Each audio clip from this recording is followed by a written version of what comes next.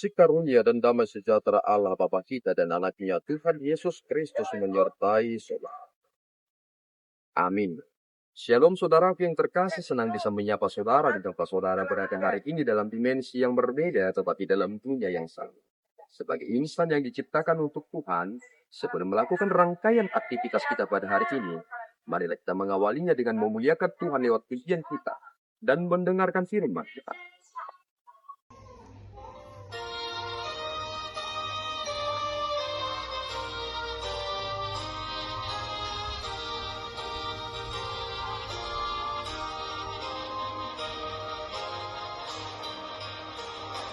Kita harus bersaksi di dunia tentang Yesus Sang Penebus, supaya makin banyak orang percaya Sang Penebus, percaya Sang Penebus.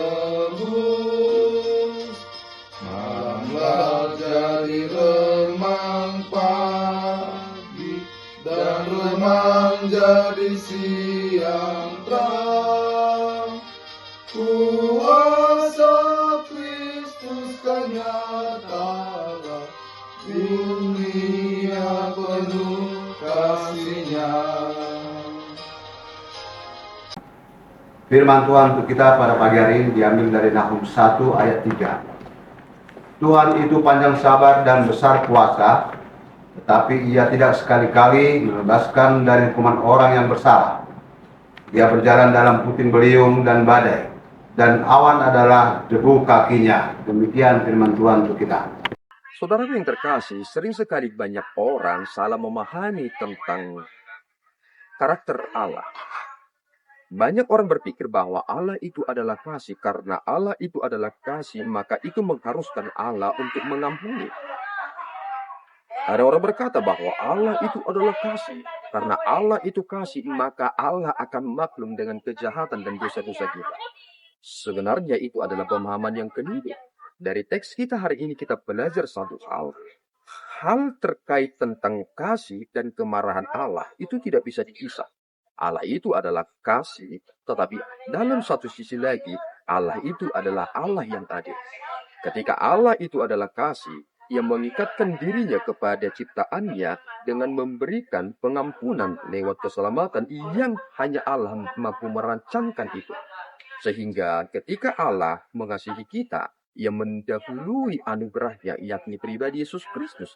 Tetapi kita jangan lupa bahwa Allah itu adalah adil. Sehingga dalam teks kita hari ini dikatakan bahwa meskipun Allah itu adalah panjang sabar, tetapi Allah itu adalah Allah yang penuh dengan amarah, penuh dengan murka kepada orang-orang yang hidup di dalam pelanggarannya. Sebenarnya Tuhan memberikan kita kesempatan untuk memperbaiki diri.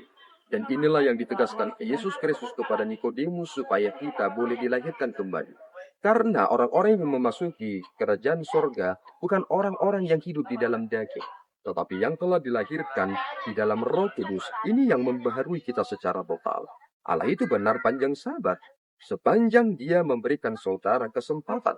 Tetapi setelah saudara kehilangan kesempatan itu, saudara mati di dalam pelanggaran saudara, apakah saudara bisa menjamin bahwa Allah itu panjang sabar? Allah menyediakan tempat bagi orang-orang yang tidak mau bertobat. Itu adalah suatu bukti. Dua tempat yang penting, surga dan neraka. Surga bagi mereka yang mendapatkan anugerah Allah yang dikasihinya. Neraka bagi mereka yang mengesampingkan keadilan Allah dengan hidup dalam keberdosaan mereka. Ada sebuah hal yang sering sekali disimpang siurkan oleh ahli-ahli Taurat Farisi terkait tentang perjanjian baru, terkait tentang diselamatkan karena iman. Sebuah pemahaman yang pernah dilontarkan kepada Paulus adalah Yesus dikatakan sebagai hamba dosa. Seolah-olah Yesus itu ketika mati untuk orang-orang berdosa dan manusia dibenarkan di dalam iman, seolah-olah Allah menerima keberdosaan seseorang. Jawabannya sebenarnya tidak. Allah itu adalah Allah yang benar, Sehingga dalam hal itu, Allah ingin menegaskan bahwa kutukan itu hanya bisa dipatahkan oleh Allah sendiri. Sehingga cara untuk mematahkan kutukan itu adalah dengan kematian Yesus Kristus.